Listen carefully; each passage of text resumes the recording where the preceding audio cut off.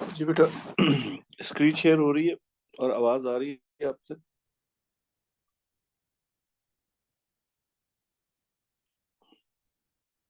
जून 24 का बेटा paper solve कर रहे हैं, पेपर 42।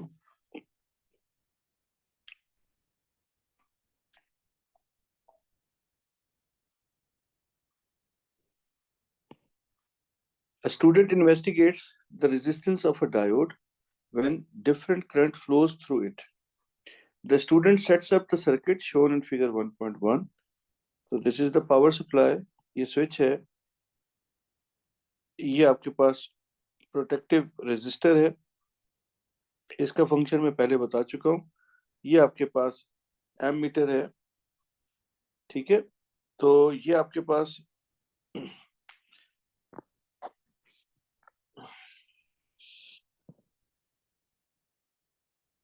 एक मिनट बेटा,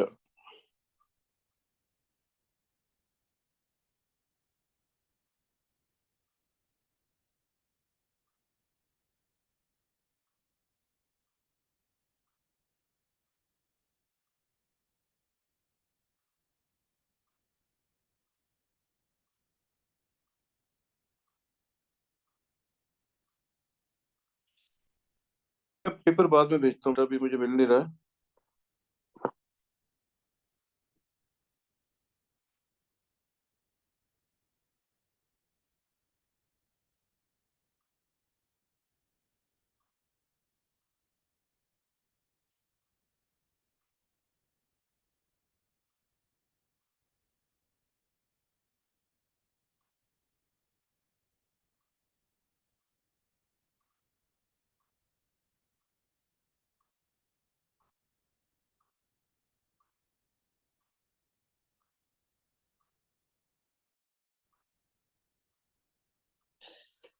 जी बेटा, तो the student investigates the resistance of a diode when different current flows through it. The student sets up the circuit shown in figure 1.1. The student connects a voltmeter into the circuit to measure the PD across the diode. On figure 1.1, draw the symbol for a voltmeter connected to measure the PD across the diode. तो बेटा ये हमें diode के across PD major करना है, that is why diode के across हमने volt meter को कनेक्ट किया। ठीक है, आई होप इसमें कोई मसला नहीं है। तो the student uses connecting leads to connect the terminals X and Y together, closes the switch, records the voltmeter reading V, ammeter reading I, opens the switch and removes the connecting leads. तो बेटा connecting Leeds मतलब wires हैं, तो wire ली और उसने यहाँ पर wires को कनेक्ट किया, इस स्विच को क्लोज किया और उसके बाद उसने इस एम मीटर की रीडिंग ली और इस वोल्ट मीटर की रीडिंग ली और उनको उसने रिकॉर्ड कर लिया। ठीक है, तो वोल्ट मीटर और एम मीटर की ये डिस्प्ले पे रीडिंग आ रही है, तो अगर आप चाहें तो इसको रीड कर सकते हैं। तो ये आपके पास ये 1 है, तो 1 1 2 3 4 5, तो दिस इज 1, सॉरी, ये आपके पास जो रीडिंग बनेगी ये बना 0.2, 0.4, 0.2, 0.4, 0.6, 0.8 एंड दिस इज 1। तो अब आपको इसको रीड कैसे करना है, जो मैं करता हूँ, हर किसी की अपनी टेक्निक है। आप लोग, मैं वन स्मॉल ब्लॉक की वैल्यू फाइंड कर लूंगा। तो बेटा 0 से 1 तक कितनी स्मॉल डिविजन्स बन रही हैं? 1, 2, 3, 4, 5, 6, 7, 8, 9, 10, 11, 12, 13, 14, 15, 16, 17, 18, 19, 20, 21, 22, 23, 24, 25। तो 1/20, ठीक है। तो रेंज है 0 से 1 की रेंज, ये कितनी डिविजन्स बन रही हैं इसमें बेटा? 25। तो 1/25, आंसर क्या होगा?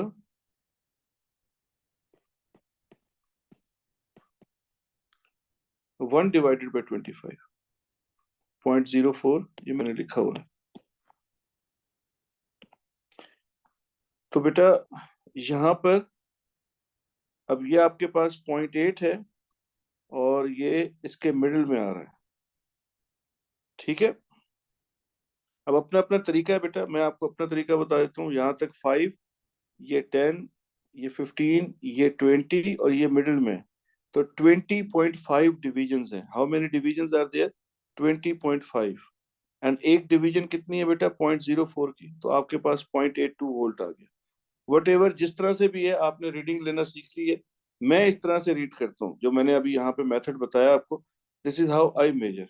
तो मैं वन स्मॉल ब्लॉक की वैल्यू मेजर कर लेता हूँ, ये एनालॉग है इसके ऊपर। तो फिर उसके बाद नंबर ऑफ डिविजन्स काउंट करते हैं, और नंबर ऑफ डिविजन्स काउंट करके बेटा ये मिडिल में आ रहा है इसके, ये एक डिवीजन 0.04 का है, तो मिडिल में 0.02 बनेगा।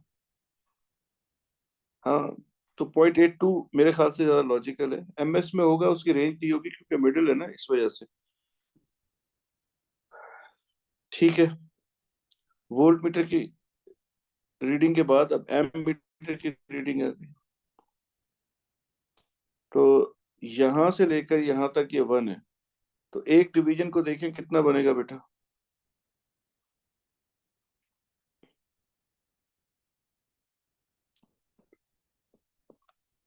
ये 5 है, ये 10, 15, 20, 25, 30, 35, 40, 45 और 35, ठीक है। सबको रीड करना आता है इसका मतलब।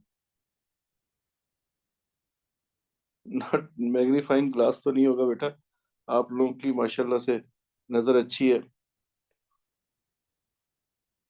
तो मैग्नीफाइंग ग्लास नहीं है, इसलिए बेटा ऐसे आंसर्स की रेंज होती है ना। ये इसका आंसर 0.8 भी एक्सेप्टेबल होगा और 0.81 भी, 0.82 भी एक्सेप्टेबल होगा, रेंज होगी इसकी आंसर्स की। तो ये आपके पास एम मीटर की जो रीडिंग है, इस वन स्मॉल डिवीजन 0.01 के इक्वल है। यहाँ से यहाँ तक नंबर ऑफ डिविजन्स काउंट कर लें, 1 upon that number of divisions करें, तो एक स्मॉल डिवीजन की वैल्यू आ जाएगी। और उसके बाद आप फिर इसको देख लीजिएगा कि ये कितनी डिविजन्स हैं, 5, 10, 15, 20, 25, 30, 35। तो 35 इंटू 0.05, तो आंसर आ जाएगा 0.35।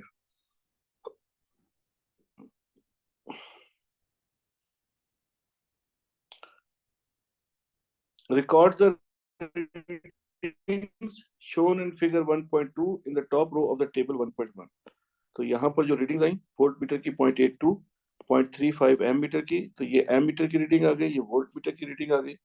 तो ये आपके पास calculate resistance R of the diode using the equation V upon I। तो this is 0.82 and this is 0.35, तो इनको डिवाइड किया, तो ये आपके पास आंसर आ रहा है 2.345, 2.342। तो यहाँ पर सारी रीडिंग्स कितने डेसिमल प्लेस पे हैं? एक डेसिमल प्लेस पे। तो आपने इसकी रीडिंग भी एक डेसिमल प्लेस पे यहाँ लिखी। सही है, आई होप कोई मसला नहीं है इसमें। उसने वैसे कहा भी है टू सिग्निफिकेंट फिगर में appropriate number of significant figures, तो हम डेसिमल प्लेस को देख लेते हैं, उससे आइडिया हो जाता है। ये 2 है सारे, ये 2 में है, तो ये भी 2 में लिखा है बेटा। The student connects 3.3 ohm resistor between terminals X and Y। अब स्टूडेंट जो है यहाँ पर एक रेजिस्टर कनेक्ट करता है 3.3 ओम्स का।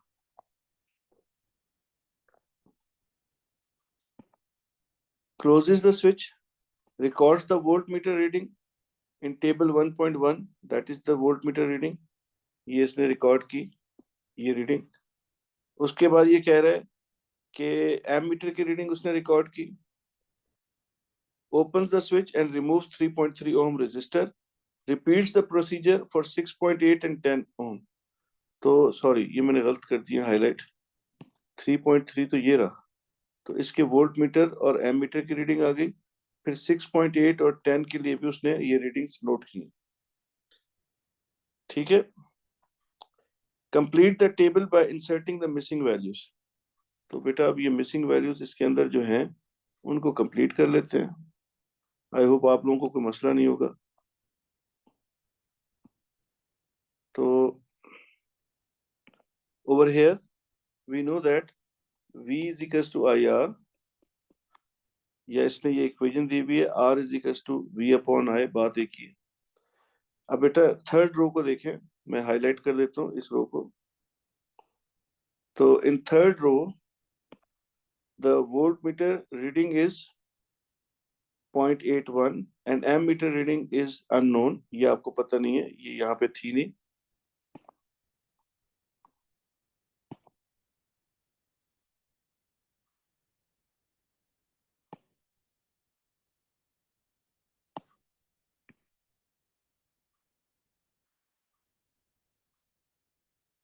बेटा अब आई की वैल्यू फाइंड करेंगे, तो r इज 3.7, तो इस r की जगह 3.7 आ गया, and v is 0.81 upon I, तो I would be 0.81 upon 3.7,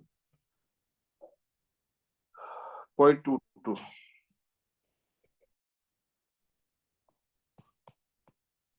तो ये यहाँ पे 2 डेसिमल प्लेस है, 2 है, ये भी 2 है, तो इसको मैंने 2 में लिखा है, 0.22। ठीक है, द सेम वे यहाँ पे जो तीसरा कॉलम है, यहाँ पर आपके पास ये जो रीडिंग है ये एम्पेयर्स हैं, ये आपके पास वोल्ट्स हैं, तो आप रेजिस्टेंस को इस फॉर्मूले से फाइंड कर सकते हैं। तो 0.81 डिवाइडेड बाय 0.19, हसान इसका आंसर क्या है?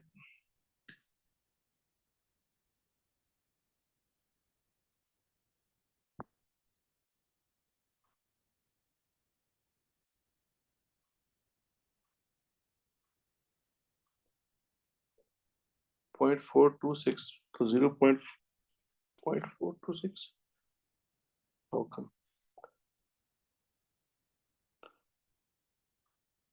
0.81 divided by 0.19, 4.26, so this would be 4.3।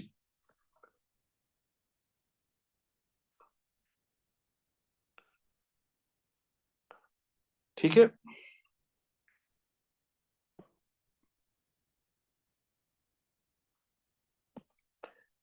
as the resistance between x and y is changed, the current in the circuit changes। ठीक है, as the resistance between x and y is changed, the current in the circuit changes। Examine the result in table 1.1, describe how the change in current affects the voltage across the diode।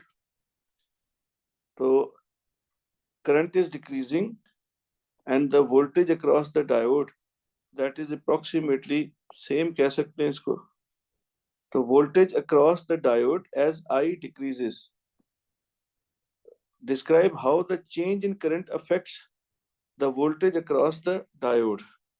तो कैसा affect आ रहा है बेटा?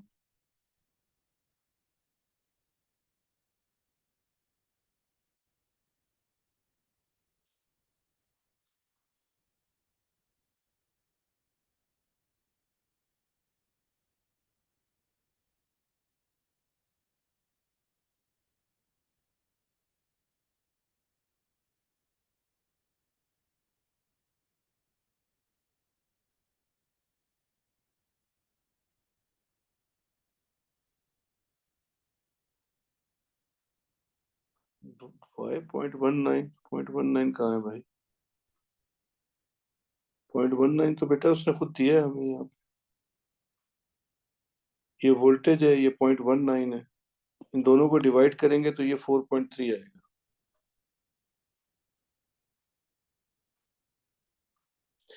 जी, तो यहाँ पर अगर आप देखें तो करंट डिक्रीज करता जा रहा है, तो वोल्टेज में technically there is no change, मैंने डिक्रीज क्यों लिख दिया? तो मेरे ख्याल से as current decreases no change in voltage.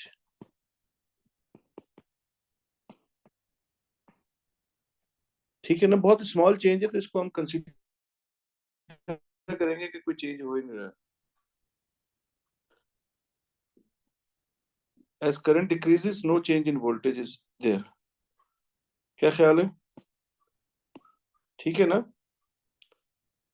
To some extent, या अगर आप लिखना चाहें तो a very small change in voltage is there, लिखना चाहें, लेकिन ये बड़ा 0.82 से 0.81 हो रहा है, ये नेग्लिजिबल चेंज है. The resistance of the diode, so you can see over here that the current is decreasing, the resistance is increasing. ये देखो, ये resistance डायोड का जैसे जैसे करंट कम होता जा रहा है, रेजिस्टेंस जो है वो बढ़ता जा रहा है. Current and resistance R inverse proportional. ठीक है. यस, वोल्टेज कांस्टेंट है ना बेटा, डाटा को देखिए आप, ये आपको पता लग रहा है यहाँ पे, यहाँ से. तो the resistance of the diode increases as current decreases. ठीक है ना? मेरे ख्याल से किसी को प्रॉब्लम नहीं है इसमें.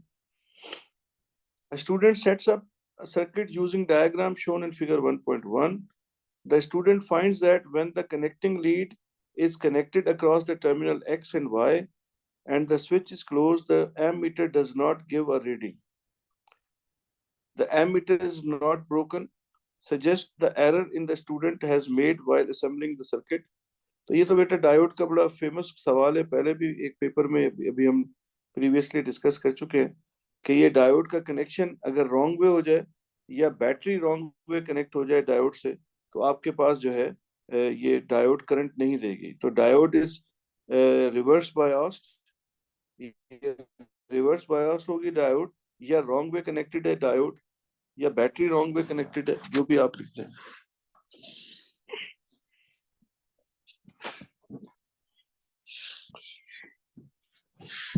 ठीक है. Next question. A student investigates the rate of cooling of hot water in test tube under different conditions. The student arranges a test tube as shown. So this is retort stand. ये test tube है, इसके अंदर water fill करेगा. Pour 200 centimeter cube of cold water into a beaker.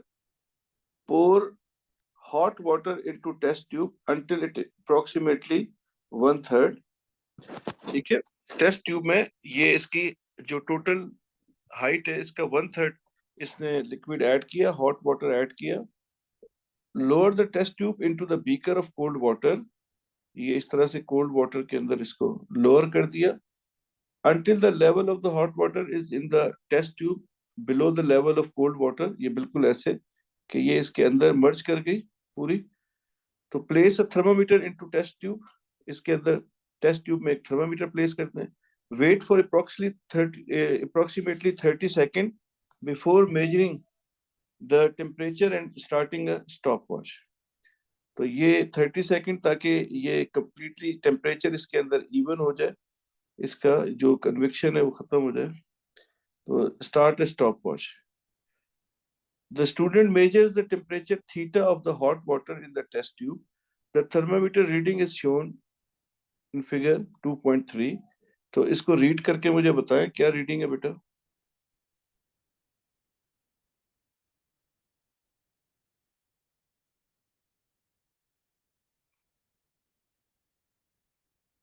Seventy three. ठीक है. Read the thermometer and record the temperature in table 2.1 at time t equals to 0. तो बेटा ये टाइम सेकंड्स में आ गया, टेम्परेचर डिग्री सेल्सियस में, degree Celsius में. Time 0 पे बेटा 73 आपने रीड करके मुझे अभी बताया, तो ये 73 आपने यहाँ पे इसको फिल कर दिया. The student measures the temperature theta of hot water every 30 seconds for further 180 seconds. The readings are shown in figure 2.1. Complete the column headings by adding appropriate units. Complete the time column. तो बेटा 180 seconds तक का experiment perform किया, and the readings are taken after every 30 seconds. तो 0 में 30 add किया तो 60 आ गया. 30 में 30 ऐड किया, सॉरी 0 में 30 ऐड किया तो 30 आ गया. इसमें 30 ऐड किया 60, then plus 30, then plus 30 and so on. 180 तक का ये टाइम इसमें हमने फिल कर दिया. किसी को कोई प्रॉब्लम इसमें, इस टेबल को कंप्लीट करने में? कोई प्रॉब्लम हो तो मुझे प्लीज बता दीजिएगा। Describe in detail one precaution that the student must take to make sure that the temperature measurements are as accurate as possible। बेटा जो थर्मामीटर है ना, इसका सबसे क्लासिकल एरर यही होता है, parallax error. Keep line of sight perpendicular to scale in order to avoid parallax error. ठीक है, हाँ बिल्कुल सही है। आपका जो लाइन ऑफ साइट है, फर्ज करते हैं ये आपका लाइन ऑफ साइट है, ये आपकी आई है। तो लाइन ऑफ साइट इस स्केल से कितने एंगल पे, 90 डिग्री पे। ये कल मैंने एक्सप्लेन किया था।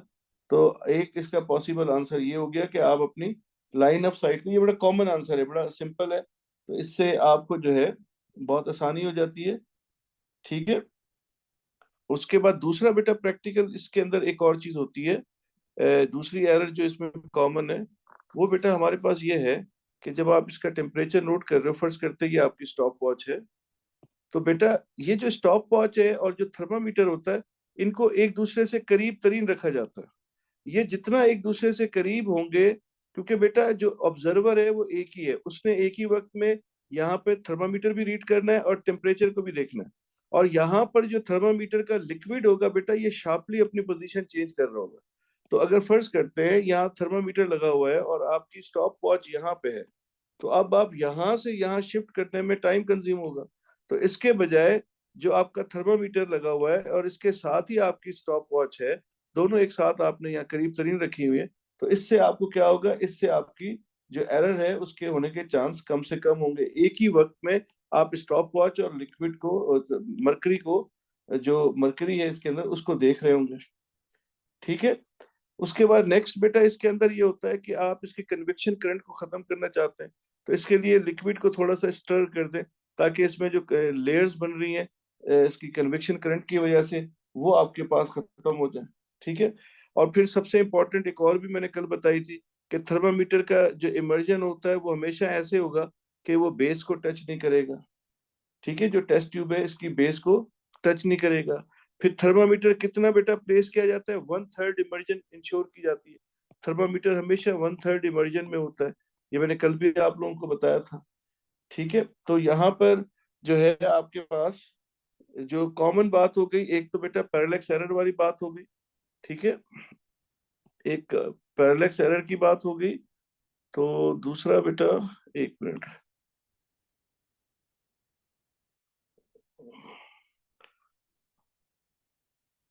ये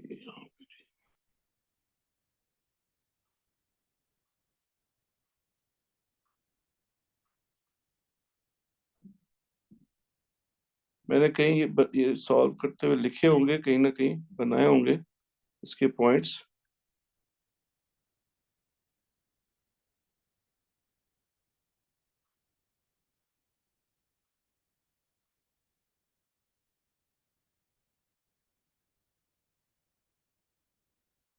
चलिए ठीक है, बहरहाल ये बाद में देखते हैं इसको। अभी हम लोग जो काम कर रहे हैं उसको देखिए। ठीक है। तो ये तीन चार बेसिक बातें हैं जो आपको याद करनी है ना बेटा। ये हीट के एक्सपेरिमेंट्स में जब थर्मामीटर इन्वॉल्व होता है, तो अभी तक आप क्या सीख चुके हैं थर्मामीटर में। When you are reading thermometer, एक तो पैरालैक्स एरर को आपने याद रखना है। यानी ये ऐसी बातें हैं जो आपको बिल्कुल जहन में होनी चाहिए। नंबर टू, दूसरा, thermometer should not touch the base. अब जो भी चीज है, बीकर है तो उसकी बेस को टच न करे, टेस्ट ट्यूब है तो उसको टच न करे। 1/3 immersion of thermometer should be insured. ये तीन बातें तो कंफर्म हो गई। अब जहां पर बेटा हॉट वाटर आ जाता है, वहां हॉट वाटर को स्टिर किया जाता है। क्यों स्टिर किया जाता है? ताकि कन्वेक्शन करंट को ब्रेक किया जा सके, यूनिफॉर्म टेम्परेचर हो जाए इस पूरी लेयर का, इसके लिए इसको स्टिर किया जाता है। ठीक है। तो किसी का कोई प्रॉब्लम हो तो प्लीज मुझे बताएं।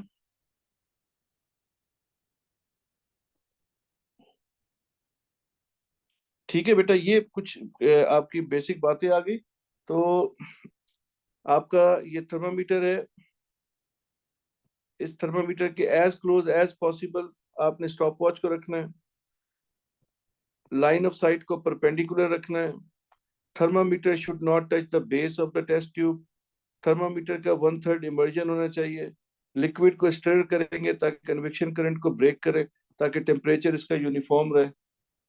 ठीक है।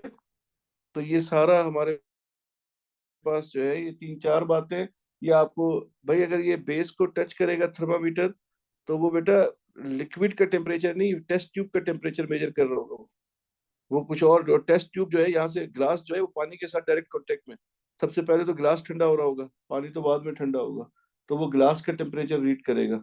अगर टेस्ट ट्यूब जो है इसके बेस जो है, टेस्ट ट्यूब की बेस के साथ थर्मामीटर टच करेगा तो।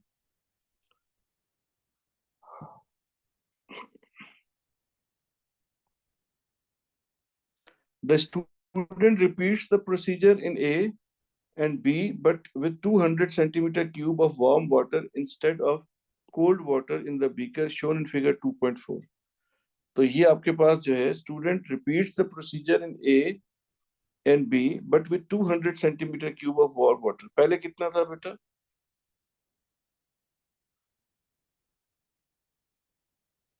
पहले कितना था?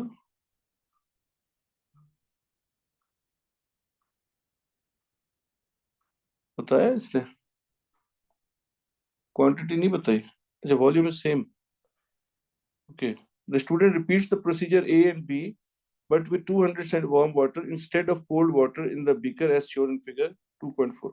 Okay, now in this beaker, instead of cold water, now it's hot water filled, warm water, not hot, इसमें warm water है। तो अब इसमें दोबारा से टेस्ट ट्यूब जो है उसके अंदर वो हॉट वाटर इसने डाला। अब बेटा उसका इफेक्ट देखेगा, ये मेरी बात समझे आप, कि यहाँ पर पहले इस बीकर के अंदर कोल्ड वाटर है और उसमें ये टेस्ट ट्यूब है।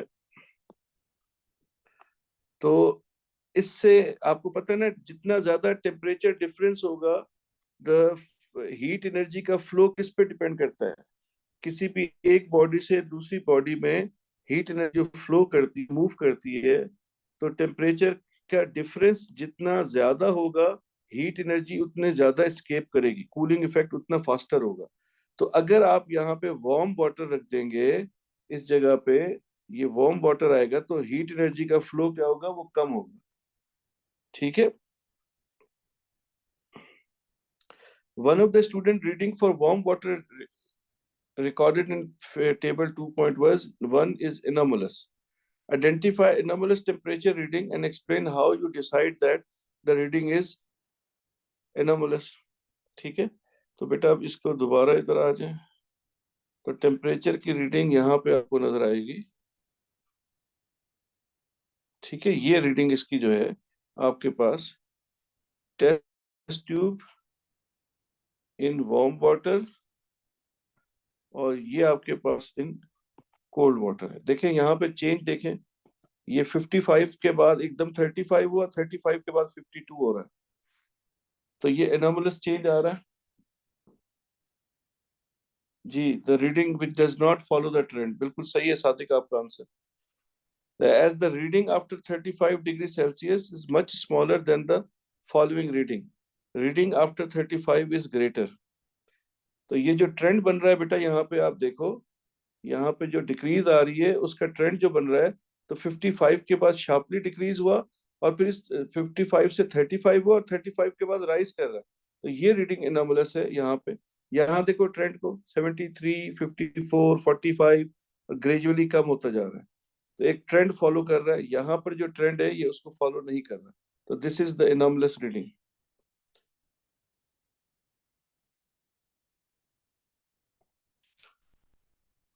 Use the temperature reading in table 2.1 to calculate temperature decrease of the hot water in test tube after cooling for 180 seconds in both beakers of cold water and the beaker of warm water. तो बेटा अब यहाँ पर zero पे क्या temperature था, 73, 180 seconds पे ये 34 है, तो 73 माइनस 34 ये आ जाएगा, और ये है 75 माइनस 52, दोनों को माइनस करेंगे, और माइनस करके आप मुझे आंसर बताएंगे क्या आ रहे हैं।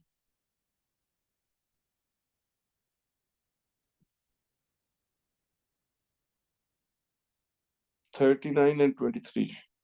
ओके, तो 73 minus 34 is 39, 75 minus 52 is 23। ठीक है जी। तो ये आपने यहाँ पे चेंज को रिकॉर्ड कर लिया, कोल्ड एंड हॉट वाटर। सही है। Use your answer to D2 to decide how the temperature of water in beaker affects the rate of cooling of hot water in test tube. तो rate of cooling को देखना है, temperature का decrease किस में ज्यादा आ रहा है, कोल्ड वाटर में। यानी rate of cooling cold water जब था सराउंडिंग में, वो मैंने कहा ना, जितना सराउंडिंग का टेम्परेचर लो होगा बॉडी से उतनी फास्टर हीट एनर्जी स्केप करेगी। तो फॉर द सेम टाइम, अब देखो कंपैरिजन कर रहे हैं ना बेटा, तो प्रैक्टिकल को समझो आप, दोनों के लिए उसने टाइम सेम रखा ताकि फेयर कंपैरिजन हो। एक मेरा ख्याल है कि इनिशियल टेम्परेचर भी सेम होना चाहिए था। चले बहरहाल इसको कंसीडर कर लेते हैं, सेम ही होगा। देख लेते हैं। For the same time temperature difference in cold water is 39 degree Celsius, while for the warm water its temperature difference is 25 degrees Celsius. So in cold water, large temperature difference, which means which more temperature difference higher is the rate of cooling. तो ये यहाँ पे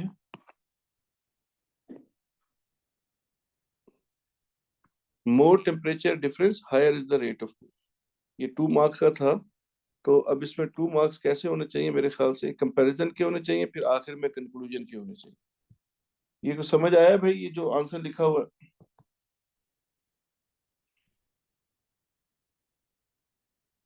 तो दोनों के लिए temperature difference को compare कर लेंगे, उसके बाद जिसका टेम्परेचर डिफरेंस ज्यादा होगा तो रेट ऑफ कूलिंग उसके लिए ज्यादा होगा। Suggest one improvement to the experimental procedure described in A and B that allows more valid comparison to be made between the two rates of cooling. Same initial temperature, ठीक है। और same initial temperature यहाँ पे कितना था बेटा, अभी हमने देखा था, यस 73 एंड 75। दूसरा ये है कि टेस्ट ट्यूब के अंदर सेम अमाउंट ऑफ वाटर होना चाहिए था, ठीक है। Same volume of liquid by using measuring cylinder, तो टेस्ट ट्यूब के अंदर जो अमाउंट ऑफ लिक्विड होना चाहिए था वो सेम होना चाहिए था, ठीक है बेटा।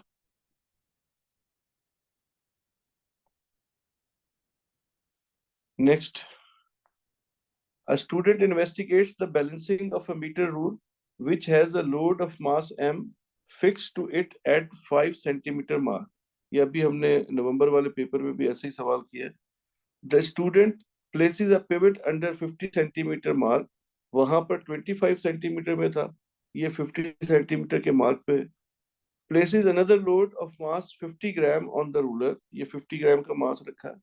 Adjust the position of the load with mass 50 gram until the ruler is as close to balanced as possible। तो ये तकरीबन बैलेंस हो गया। Figure 3.2 shows the position of 50 gram mass when the ruler is balanced। यानी ये 50 ग्राम मास को ऊपर से इसने यहाँ से देख रहा है तो ये नजर आ रहा है, इसका ये एंड, इसका ये एंड हमें नजर आ रहा है, ये 93 1 2 3 4 5, तो 93.5 पे है। और ये एंड हमारे पास ये 96 से एक कम है तो 95.9 है। तो अब दोनों को ऐड करें और 2 पे डिवाइड करें तो इसकी एवरेज आ जाएगा, मिडिल आ जाएगा, ये वाला पॉइंट, ठीक है। तो मिडिल पे इन दोनों को ऐड करके 2 पे डिवाइड किया तो ये पॉइंट आ गया, यानी यहाँ पर जो रीडिंग होगी वो 94.7 सेंटीमीटर होगी, ठीक है। तो take readings from the ruler and use them to determine the position of the center of the 50 gram mass on the ruler। तो इसकी क्या पोजीशन आपने डिटरमाइन की, 94.7, ये मिडिल वाला लेंगे। देखिए यहाँ पर जो इसने डी मेजर किया है इस मास के मिडिल से किया है, तो इसलिए हमें इसका मिडिल लोकेट करना पड़ा, ठीक है बेटा। नेक्स्ट है, calculate the distance d from the center of the 50 gram mass to 50 centimeter mark on the ruler। तो ये आपके पास, ये आ गया आपके पास 94.7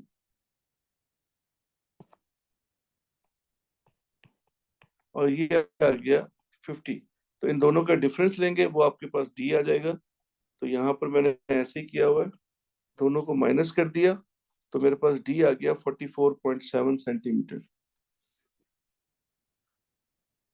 अच्छा, अब बेटा calculate the value of 1000 upon D. अब बेटा डी आपके पास 1000 अपॉन डी, तो अब आपने 1000 डिवाइडेड बाय डी इज 44.7। भले चेक करें आंसर सही किए हुए। 1000 अपॉन 44.7, तो 22.4।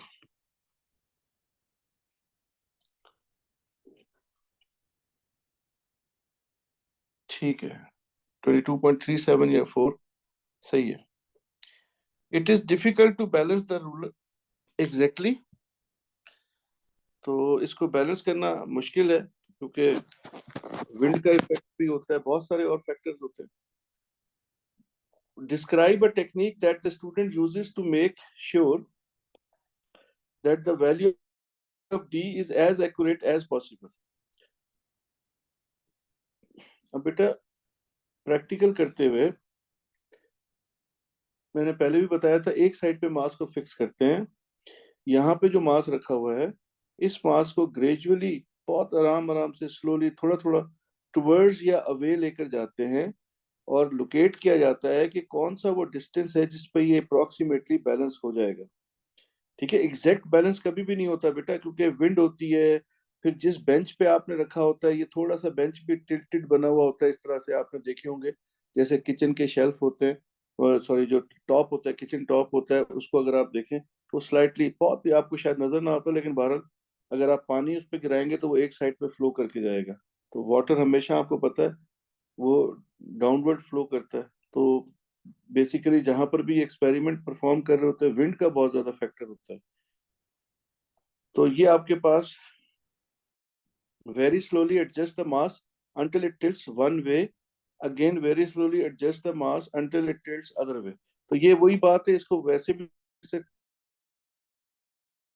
आप जो है टुवर्ड्स द पिवट या अवे फ्रॉम पिवट इसको मूव करें अंटिल ये बैलेंस हो जाए। बात एक ही है। ठीक है, उसके बाद बेटा the student repeats procedure in A for values of M 60 gram to 100 grams. तो बेटा ये अभी आपने डी मेजर किया था, ये डी की 1000 अपॉन डी की वैल्यू आ गई। ये उसने कहा है कि on the grid provided in figure 3.3 on page 13 plot a graph M on Y axis against 1000 upon D on X axis. The axis do not need to start from the origin, यानी axis जरूरी नहीं है कि 0 0 से start हो। Draw the straight best fit line, best fit line draw करनी है।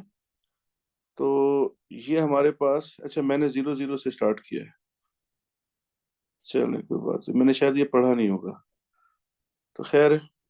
तो अगर 0 0 से ना भी स्टार्ट करें, उसने कहा है ना डू नॉट नीड, तो we can start it from 20, 20 से स्टार्ट करते, नहीं सॉरी, ये हमारे पास 50 है, तो हम इसको, और y कौन से एक्सिस पे है बेटा, एक मिनट, तो plot m on y axis. तो m को हमने y एक्सिस पे प्लॉट करना है, ये y एक्सिस है और ये x एक्सिस है। तो बेटा हमारे पास जो स्मॉलेस्ट वैल्यू है यहाँ पे आपको नजर आ रहा है, दैट इज 50, ये 100। तो ये तो ये हमारे पास जो है, इसको आप एडजस्ट कर सकते हैं बेटा। अब ब्लॉक्स की अब आप ग्राफ बना के मुझे दीजिएगा, मैंने असल में ये लाइन मिस की है। तो 0 1 2 3 4 5 6 7 8 9 10, ये 12 ब्लॉक्स हैं।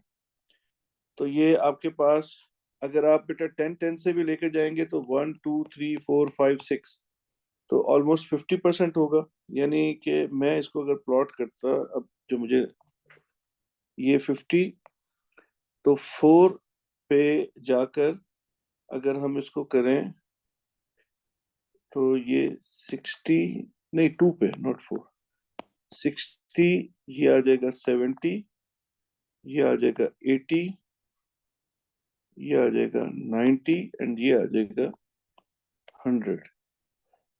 तो ये ऑलमोस्ट हमारे पास 10 ब्लॉक्स कवर हो गए 50 से स्टार्ट करके।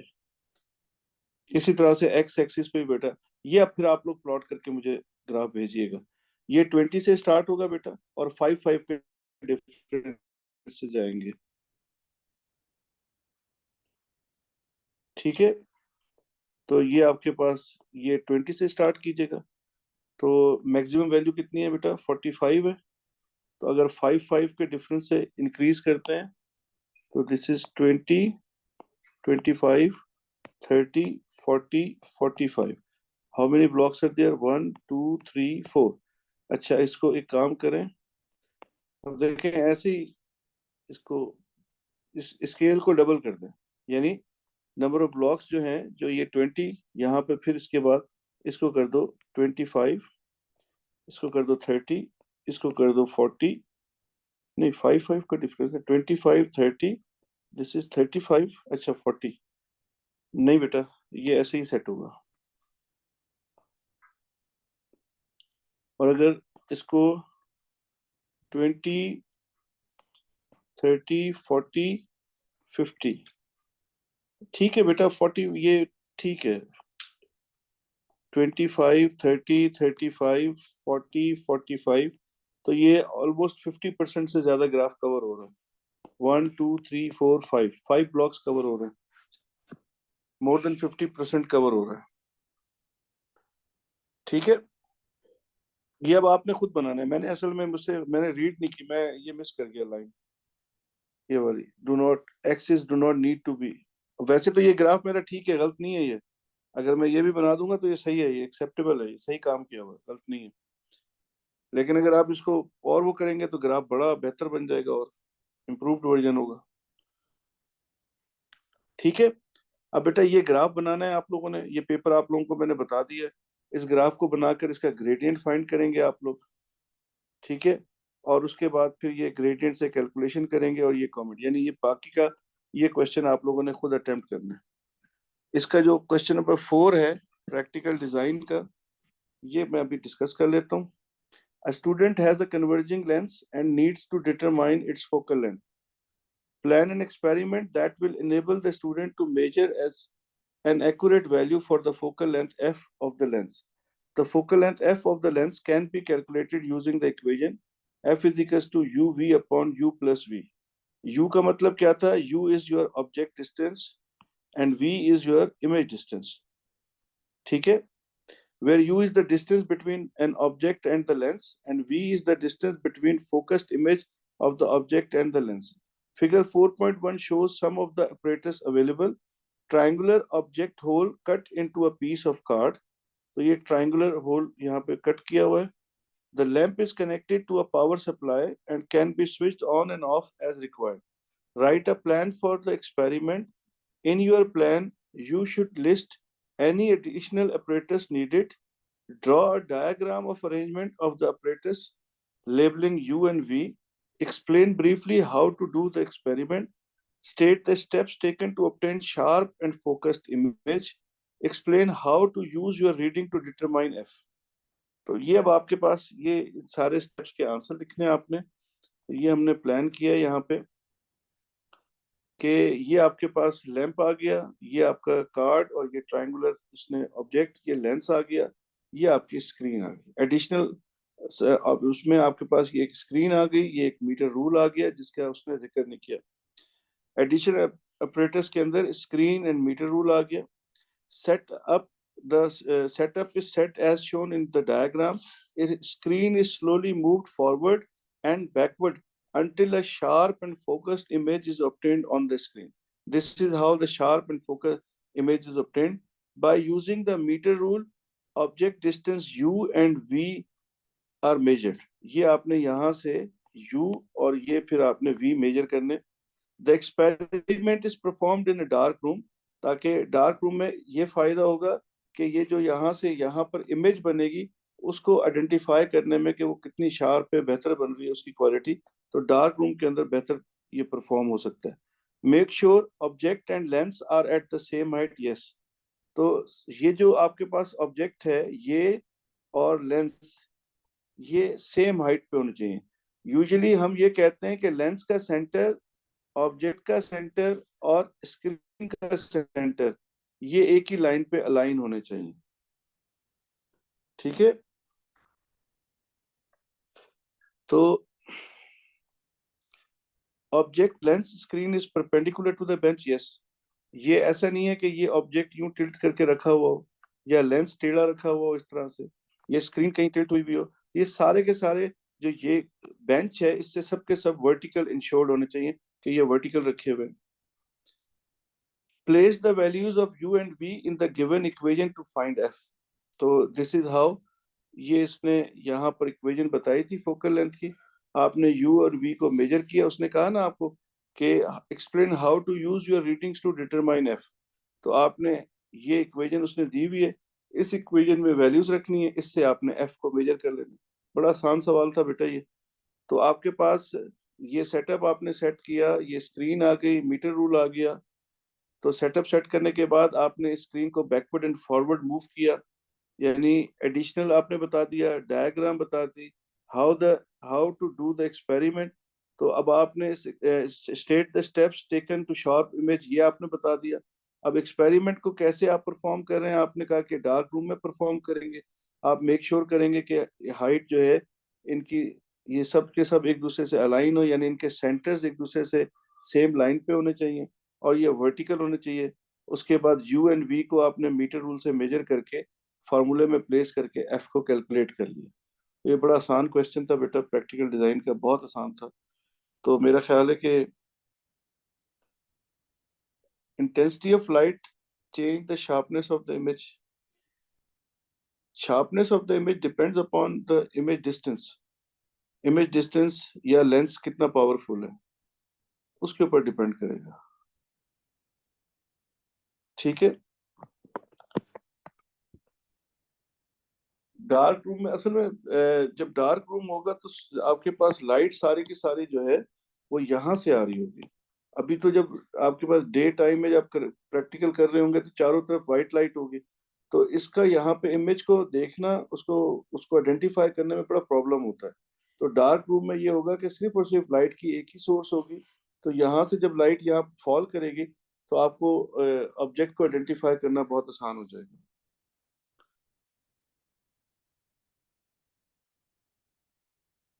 जी बेटा, कहीं भी ये वी को चेंज करेंगे तो इमेज के ऊपर फर्क आता है बेटा, आपने लेंस वाले टॉपिक में पढ़े। तो वी चेंज करने से ये इस पे फर्क आता है। जी बेटा बिल्कुल। ठीक है, तो ये हमारे पास जो है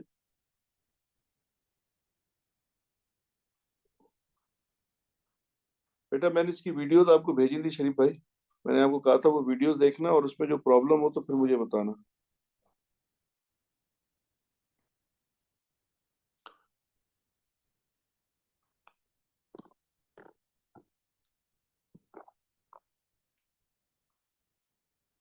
चलिए जी, कोई क्वेश्चन नहीं है इसमें। अब ये पूरा पेपर मैंने सॉल्व नहीं इसको डिस्कस किया ताकि टाइम सेव हो जाए, ज्यादा काम हो सके।